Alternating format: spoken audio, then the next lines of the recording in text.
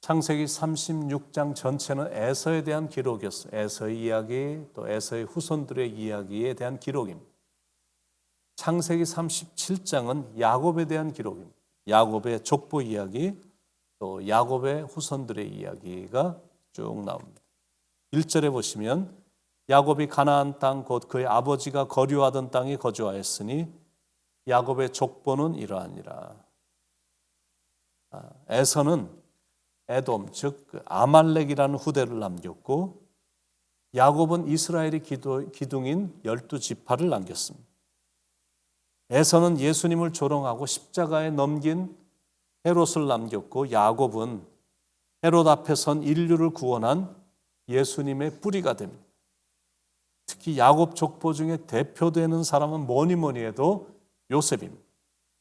야곱이 남긴 것 중에 가장 자랑할 만한 것은 요셉입니다. 그렇기 때문에 야곱의 족보는 요셉의 이야기로 막을 엽니다. 2절에 요셉이 17세의 소년으로서 그의 형들과 함께 양을 칠 때 그의 아버지의 아내들 비라와 실바의 아들과 더불어 함께 있었더니 그가 그들의 잘못을 아버지에게 말하더라. 그러니까 여기서부터 창세기 37장에서부터 창세기 마지막 장인 50장까지는 요셉의 역사를 중심으로 구속자의 주역으로 선택된 언약 백성의 출애굽 사건의 역사적 배경이 된 이스라엘 자손의 애굽 이주에 대해서 이제 언급을 합니다. 이때 이제 요셉의 나이가 17살이었는데 아주 애매한 나이입니다. 성인도 아니고 어린아이도 아닌 아주 애매한 나이였습니다. 자기 안에서 심한 정체성의 갈등이 있었던 나이였습니다. 하루는 요셉이 어머니의 여정의 소생들이 형제들과 함께 양을 치고 있었는데 참 얼마나 힘들었을까 하는 생각이 듭니다.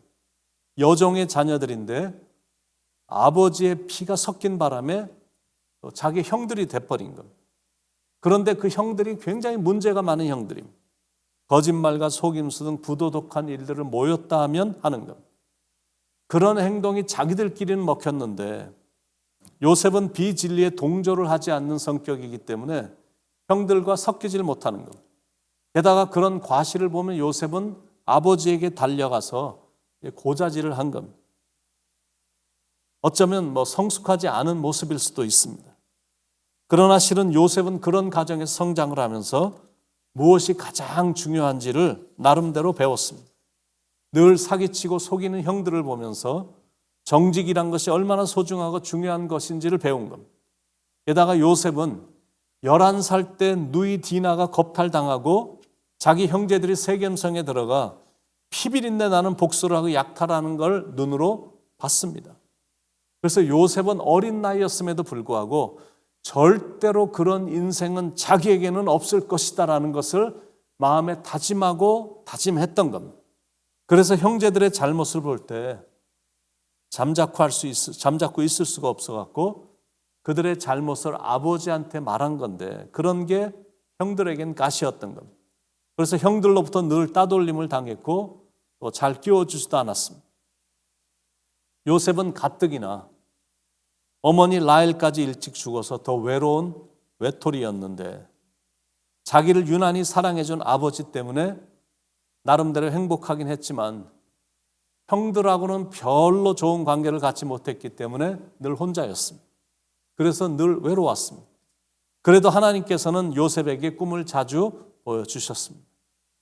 요셉이 꾼 꿈은 밭에서 곡식단을 묶고 있는데 요셉이 묶은 단이 막 우뚝 일어서고 형들이 묶은 단이 둘러서서 요셉이 묶은 단에게 이렇게 절을 하는 꿈입니다. 또 다른 꿈은 뭐냐면 해와 달과 별 11가 요셉에게 절을 하는 꿈입니다. 그 꿈이 17살이었던 요셉에게는 아주 유일한 위로였습니다. 마치 아버지 야곱이 도망자가 돼서 외로운 여정을 지날 때 하나님께서 베델에서 꿈으로 나타나셔서 위로해 주셔서 그때부터 그 꿈을 붙들고 살았었는데 요셉에게도 자주 꿈에 나타나는 그런 일들이 위로가 됐고 그 꿈이 요셉을 붙들어 준 겁니다. 그리고 하나님께서 아버지 야곱에게 나타나셔서 언약하신 것을 이루어 가셨는데 신비스럽게 하나님은 요셉도 그렇게 이끌어 가시는 겁니다. 어떻게 할 수 있냐면 요셉은 한 번도 자기가 꿈을 꾸고자 한 적이 없었습니다. 무슨 말이냐면 요셉의 꿈은 하나님의 계시다라는 것. 하나님의 계시는 받고자 한다고 해서 받는 게 아니라 주시는 분이 주셔야만 받을 수 있는 것. 이때는 아직 성경이 책으로 주어지지 않았기 때문에 하나님께서 친히 나타나셔서 말씀을 하시거나 천사를 통하거나 꿈과 이상을 통해 계시하셨습니다. 그러므로 요셉의 꿈은 하나님의 계시로 보여주신 것이지 사람들이 말하는 개인의 어떤 야망과 장래의 포부가 아닌 겁니다. 가끔 보면 이 본문으로 설교를 할 때 요셉이 꿈을 많이 꿔서 나중에 애굽의 총리로 성공했다고 하면서 꿈의 사람이 되라라고 설교하는 경우가 있는데 그건 아닙니다. 요셉의 꿈은 보통 꿈하고 다릅니다. 그건 하나님의 계시입니다. 계시라는 뜻이 가리워진 것을 열어 보인다라는 뜻이거든요. 그러니까 요셉의 꿈을 통해 모든 사람들로 하여금 하나님이 어떤 분이시며 어떻게 언약을 이루어 가시는가를 보게 하는 겁니다. 그러니까 이 스토리는 단순히 한 개인의 성공담이 아닌 겁니다. 그리고 느껴지는 것이 하나님의 계시를 받은 자는 미움을 받고 시기와 질투의 대상이 된다는 사실입니다.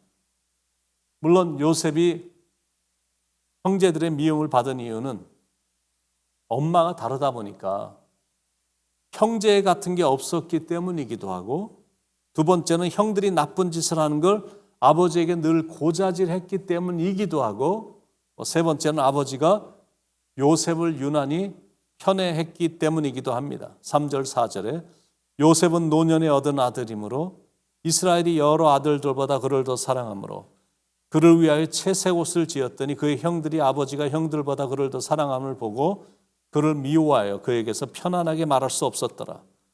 여기서 말하는 채색 옷이란 긴 소매가 달려있고 발까지 가려워지는 긴 겉옷입니다. 채색 옷은 왕족이나 족장이나 혹은 족장의 후계자만 입는 옷이었습니다.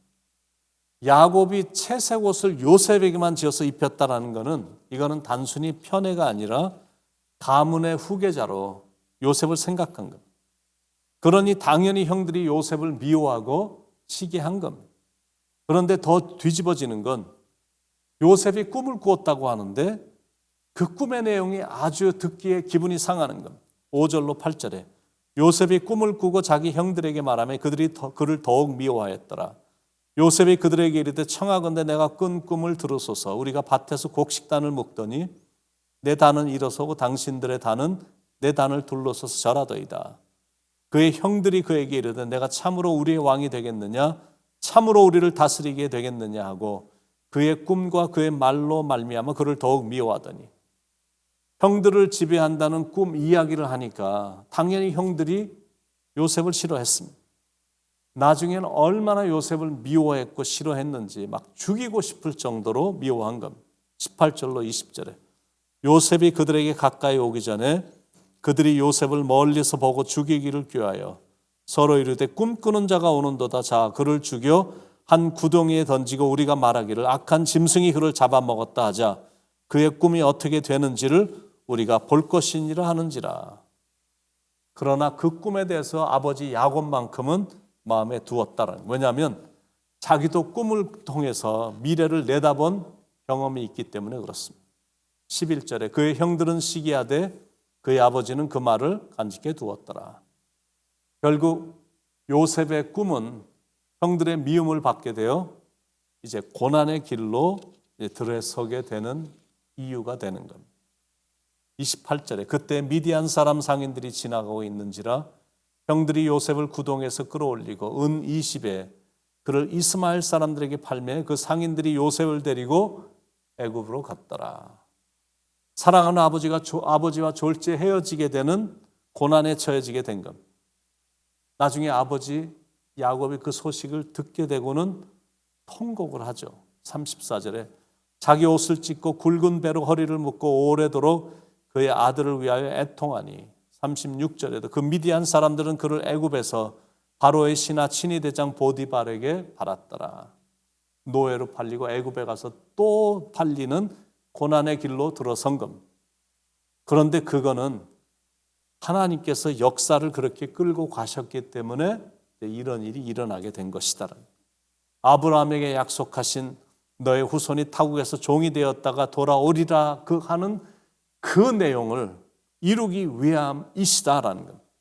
아브라함은 이삭을 통해, 이삭은 야곱을 통해, 야곱은 요셉을 통해 하나님이 행하신 언약의 이 완성을 보게 되는 것. 비록 고난은 있었지만 그 과정이 있었기 때문에 후에 수많은 사람을 살리는 인생이 된 것이다라는 것. 이런 말이 있습니다. 언약을 받은 자는 고난을 받고 희생을 당한다. 그러나 그 고난과 희생으로 희생시킨 자들을 살려낸다. 하나님은 사람들을 살리시기 위해서 사람을 훈련시키고 연단을 시키시거든. 그러나 연단한 후에는 높여주십니다. 왜냐하면 그래야 수많은 사람들을 구할 수 있기 때문에 그렇습니다. 요셉의 초기의 삶을 보면서 여러분도 하나님의 꿈을 꾸는 사람이 되기를 축원을 드립니다. 잠시 있다 없어지는 세상의 것에 연연하지 마시고 하나님 나라에 대한 꿈을 꾸며 사는 고차원적인 인생을 살기를 바랍니다. 그렇게 나아갈 때 하나님의 계시를 받은 자의 삶을 살게 될 거고, 그렇게 살아갈 때 하나님께서는 여러분의 삶을 높여주실 것입니다. 기도하시겠습니다. 요셉의 초기의 인생을 보며 우리가 어떻게 인생을 살아야 되는지 교훈으로 허락해 주시는 많은 것들로 인하여 감사를 드립니다. 사랑하는 하나님, 하나님의 꿈을 꾸는 사람들이 되게 하시고, 그리고 그 하나님의 꿈이 나의 개인적인 야망이나 욕망이나 어떤 세상적으로 이루고자 하는 그런 소원이 아닌 하나님이 원하시는 그 일을 내가 감당하는 진정한 꿈의 사람, 성숙한 하나님의 사람이 되는 그 목표를 가지고 이 세상을 살아갈 수 있도록 인도해 주셔서 언젠가 그 꿈이 이루어질 때, 그 목표가 달성이 될 때 그것이 하나님께는 영광이 되고 수많은 영혼들을 살리는 일, 그 일이 될 것이니 그런 의미 있는 목표를 가지고 그런 의미 있는 삶을 살아가 하나님의 기쁨, 또 사람들에게도 큰 기쁨을 주는 그런 아름다운 삶을 살아가도록 성령님이 인도해 주시옵소서. 오늘도 이렇게 일깨워 주시는 귀한 교훈으로 인하여 주님께 진심으로 감사를 드립니다. 감사합니다, 주님. 예수님의 이름으로 간절히 기도드립니다. 아멘.